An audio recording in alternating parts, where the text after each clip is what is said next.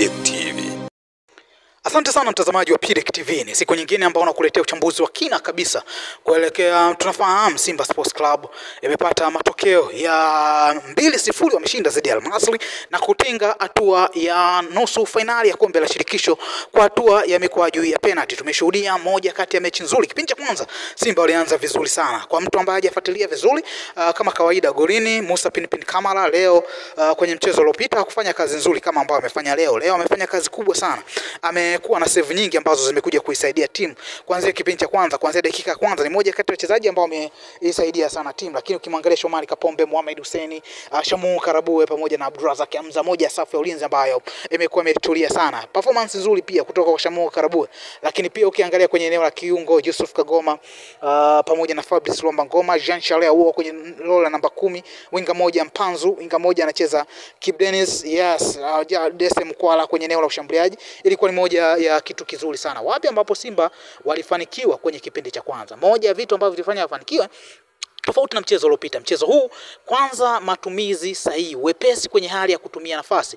Mchezo leo Simba walikuwa makini sana. Walikuwa wafanisi, walikuwa na haraka pia. Ukiangalia goli la kwanza ni kama goli ambalo walifunga wao Al Masry wakiwa nyumbani. Ukiangalia ulikuwa ni mpira kwanza walijichanganya mabeki. Yule Bahel kwenye upande wa kushoto alikuwa amejichanganya, wakaweza kutoa mpira ukawa kona. Aliporushiwa kutoka upande wa kulia na Shomari Kapombe, Elim Panzo akaangalia mpira wapi sehemu nzuri ya kuweka, akachukua mpira wa kwanza, akatouch ya kwanza, ya pili akaweza kushoot from distance, kushoot kuanzia kutokea mbali. Ameweza kufunga goli la kwanza, goli ambalo lilikuwa zuri kwenye dakika ya 22. Hapo unaanza kuona kidogo wachezaji wakaanza kuchanganyikiwa. Dakika chache zijazo wakaanza na kushambulia, kulikuwa na kujichanganya kwingi sana. Lakini shambulizi ambalo pia jingine lilitokea upande wa kushoto ambapo lilianza Mohamed Hussein akampa Elim Panzo, Mpanzo akamsetia tena Mohamed Hussein akapiga cross nzuri, cross ambayo imetumiwa vizuri na Dese Mkwala kwa kupiga kichwa kizuri mbele ya walinzi wawili. Ameweza kuruka vizuri, amehead vizuri na mpira umekuwa goli. Kwa hiyo goli la pili ambalo wanafunga amedundisha goli zuri sana. Kulikuwa na mashambulizi mengi ambayo Simba wamejitahidi. Kwa hiyo ukitoka kwenye mchezo wa leo tofauti na mchezo uliopita, mchezo huu Simba alikuwa wepesi kwenye kufanya maamuzi. Elim Panzu amefanya kazi kubwa sana. Kipindi cha kwanza alikuwa anatoa mpira kwa haraka na ameattempt mashuti mengi, lakini kipindi cha pili kuna ile hali ya kuchelewa na mpira kidogo ilikuwa inatokea. Lakini unaamini kwamba kutokana na vile ambavyo kipindi cha pili kidogo wachezaji walikuwa wamechoka, Al Masry aliingia kwa approach nzuri kwamba tunazuia lakini tunashambulia kwa kushtukiza, na kweli walipata nafasi kadhaa ambazo wameshambulia. Eladin amecheza vizuri kwa dakika chache ambazo amecheza. Lakini pia ukiangalia Abdelrahim Begmo, moja wa wachezaji ambao kwangu mimi amekuwa na kiwango kizuri sana. Hajafunga tu lakini ametengeza mashambulizi mengi sana ya hatari na kuifanya Simba ionekane kuna muda ilikuwa inaonekana kama wanafungwa muda wote. Kwa hiyo ni moja ya mechi nzuri. Historia pia Simba imeandikwa. Kwa sababu gani? Ukiangalia baadaye kocha anamfanya mabadiliko, anatoka Mohamed Hussein anaingia Valentin Noma, lakini baadaye tena anatoka Fabrice Luamba Ngoma. Sasa anaingia Awesu. Kwa nini anaingia Awesu? Kwa sababu anaingia kwa ajili ya kwenda tukaimalize mchezo. Tayari tupo goli 2-2 kwenye aggregate. Kwa nini tulinde? Tushambulie zaidi, kwa sababu na ukiangalia na wapinzani nao pia kama walikuwa wamekubali vile ambavyo mpira uishe ukiwa vile vile. Na kiasi fulani kulikuwa na hali ya kupoteza muda, ndio maana ukiangalia mwamuzi aliongeza dakika 10. Tumeshuhudia hizo dakika 10 ambazo ni nzuri, ambazo Simba wamecheza vizuri na kupata hizo kupata goli 2. Kitu kingine ambacho nilikiona kwenye mchezo wa leo, umakini kwenye kulinda pia. Kwenye mchezo uliopita Simba ilikuwa ikipigiwa counter attack, ilikuwa kwao wanabaki wachezaji wachache, ilikuwa ni rahisi kuwafunga. Lakini leo ulikuwa unaangalia muda wote wanabaki wachezaji watatu, kama sio watatu wanne. Yusuf Kagoma ni mara chache sana ambaye alikuwa anasogea juu. Hata akisogea juu amesogea na mpira, lakini akisha uacha juu anarudi chini, anazuia vizuri. Kwa hiyo ilikuwa ni mechi ambayo wana Simba wachezaji wote, mashabiki pia kwa kuitikia vizuri. Ukiangalia jukwani mechi ilikuwa imependeza sana. Lakini kitu kingine ambacho kilikuwa kizuri, hasa angalia matumizi sahihi ya upigaji wa penalty. Musa Pinpin Kamara anaenda kucheza penalty ya kwanza ambayo iliyofanya waonekane Simba hapo vizuri sana. Lakini angalia penalty ya 4 pia anaenda kuicheza.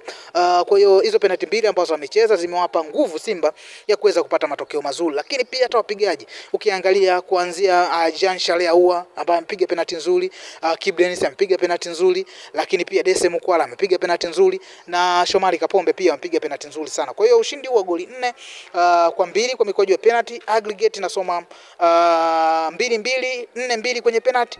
Kwa hiyo unagundua kwamba Simba wamefanya vizuri, wameweka historia. Tunafahamu Simba mara kadhaa amewahi kucheza hatua ya hii ya mikwaju ya penalty mara moja icheza dhidi ya Orlando Pirates pale Afrika Kusini kwenye mchezo wa robo finali, na Simba aliweza kutoka.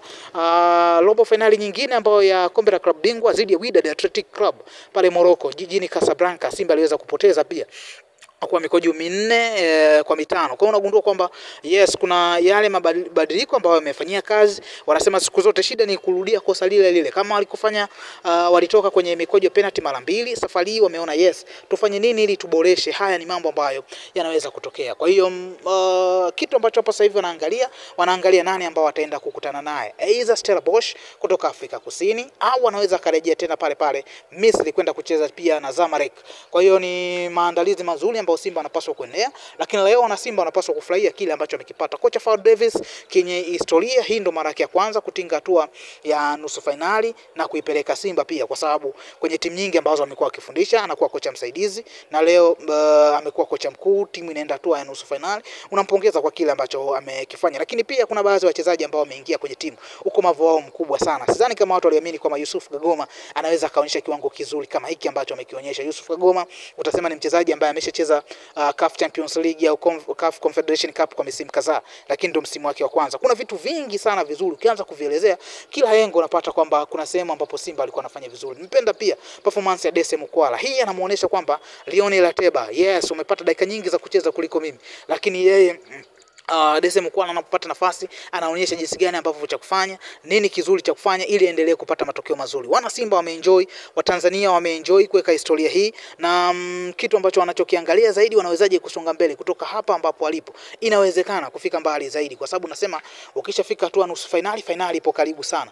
Najua wanaenda kukutana na upinzani mkubwa, lakini wanaweza kujiboresha zaidi. Kitu ambacho wanapaswa zaidi kuboresha leo kwenye eneo la ulinzi, wafanya kazi nzuri, na hata kwenye michezo hiyo ambayo inafuata wanapaswa kuwa na utulivu huu ambao leo wamekuwa nao. Kwa hiyo unawapongeza sana Simba, unampongeza kocha Fadlu, unapongeza pia wachezaji, hata aina za mabadiliko. Kocha alikuwa unamuona hana pressure kufanya mabadiliko, muda mwingi alikuwa ametulia sana. Kwa hiyo tutakuwa tunakuendelea kukuletea uchambuzi mbalimbali kuhusu habari mbalimbali ambazo zinaendelea za kimichezo. Mimi naitwa Pidek_ na hii ni Pidek TV. Endelea kusubscribe hapo kwenye ukurasa wetu, kwenye channel yetu ya Pidek TV, lakini pia nenda kanifollow Instagram kwa jina hili la Pidek _PIDECK, ukiweka alama _ ukinifollow hapo utakuwa mtu wa kwanza kuendelea kupata habari nyingi ambazo tumekuwa tukikuletea kwenye kona mbalimbali, uchambuzi mbalimbali. Tutaenda kuchambua makala ambazo zinafuata, tutaenda kuelezea kwa kina kabisa timu zote ambazo zimefuzu kwenda hatua ya nusu finali baada ya michezo ya leo. Timu ipi ni tishio zaidi? Timu ipi ambayo inaonekana ni tishio? Nikumbushe tu, wapo bado Zamalek, wapo bado pia na Berkane, lakini moja ya timu ambazo zingine ambazo zinaangaliwa USM Alger pia bado wapo kwenye haya mashindano. Kwa hiyo bado ni mashindano mengine ambayo yanakuwa na sura tofauti na sura nzuri. Kwa hiyo tutashuhudia vitu vingi vizuri. Kikubwa ndio maana nakwambia usiondoke hapa kwenye Pidek TV. Utakuwa mtu wa kwanza kupata habari hizi za kina kabisa. Pidek TV.